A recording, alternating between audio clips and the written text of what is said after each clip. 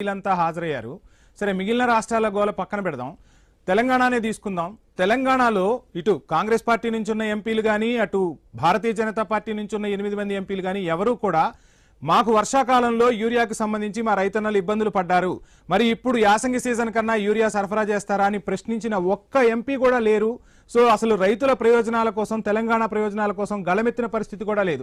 అంటే ఈ అసెంబ్లీ సమావేశాలు కానీ, పార్లమెంట్ సమావేశాలు కానీ వాళ్ళు అనుకున్న బిల్లులు ఆమోదింపజేయడం కోసం పెట్టుకుంటున్నట్టే తప్ప ప్రజా సంక్షేమం కోసం ఈ సమావేశాలు జరుగుతున్నట్లుగా మాత్రం ఎక్కడా కనిపించట్లేదు. ఏమంటారు? ఒక తెలంగాణనే కాదు, ఆంధ్రప్రదేశ్ లో కూడా యూరియా సంక్షోభం తలెత్తుంది. అక్కడ 2 ఇంజన్ల పాలన ఉంది. ఆ 2 ఇంజన్ల పాలనలో ఉన్నటువంటి మరి తెలుగుదేశం ఎంపీలు కూడా, లేదా జనసేన బీజేపీ ఎంపీలు కూడా అక్కడ మాకు ఇంత కావాలి, గతంలో ఈ విధమైనటువంటి ఇబ్బంది పడ్డాము, ఇప్పుడు మీరు రాబోయేటువంటి రబీ సీజన్ కి ఏ విధంగా ఇస్తారని అడిగిన పాపాన పోలేదు. ఎందుకంటే వాళ్ళకి ఎవ్వరికి కూడా, ఈ పార్టీలో వాళ్ళు ఎవ్వరికి, నేను కాంగ్రెస్ తో సహా చెప్తున్నాను, కాంగ్రెస్ తో సహా వీళ్ళకి రాజకీయాలు చేయటం మీద ఉన్నటువంటి ఆసక్తి ప్రజల సమస్యల మీద, ముఖ్యంగా కోట్లాది మంది రైతాంగం ఉన్నటువంటి సమస్యల మీద వాళ్ళకి ఏమి పట్టలేదు. ఎందుకు అంటే రైతుల నుంచి వీళ్ళకి వచ్చేది ఏమి లేదు. అదే కార్పొరేట్లు లేకపోతే బిజినెస్ వాళ్ళు అయితే వాళ్ళ దగ్గర నుంచి ఎన్నికల సందర్భంగా, ఇతర సందర్భంగా డబ్బులు బాగా వస్తాయి. రైతులు ఇవ్వలేరు కదా, ఓట్లు వేయటం తప్ప. అందుకని పూర్తిగా నిర్లక్ష్యం. ఇప్పుడు శ్రీశ్రీ చెప్పాడు కదా, కుడి ఎడమల దగా అని. ఇప్పుడు అధికారంలో ఉన్నటువంటి వాళ్ళు అదే దగా చేస్తున్నారు, ప్రతిపక్షంలో ఉన్నటువంటి వాళ్ళు కూడా దాన్ని పట్టించుకోవట్లేదు అనేటువంటి వాస్తవం.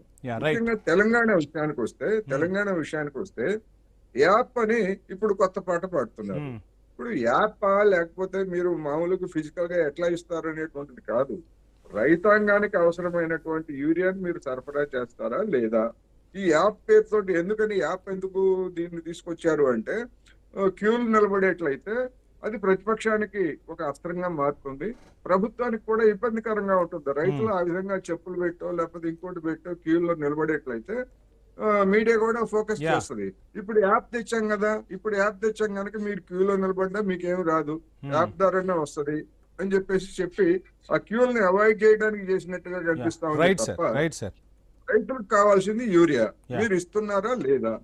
యాప్ అనేటువంటిది ఎంతమంది రైతులు యాప్ ని వాళ్ళు డౌన్లోడ్ చేసుకుంటారు? ఒకవేళ డౌన్లోడ్ చేసుకున్నా గానీ ఏ ప్రాతిపదికన ఇస్తారు?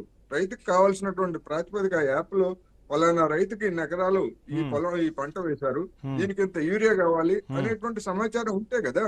లేకపోతే ఎట్లా యాప్ పేరుతోటి మొత్తం బ్లాక్ మార్కెట్ వెళ్ళిపోయేటువంటి అవకాశం కూడా ఉంది. Right sir. సాదిక్ గారు, ఫైనల్ గా ఏం చెప్తారు?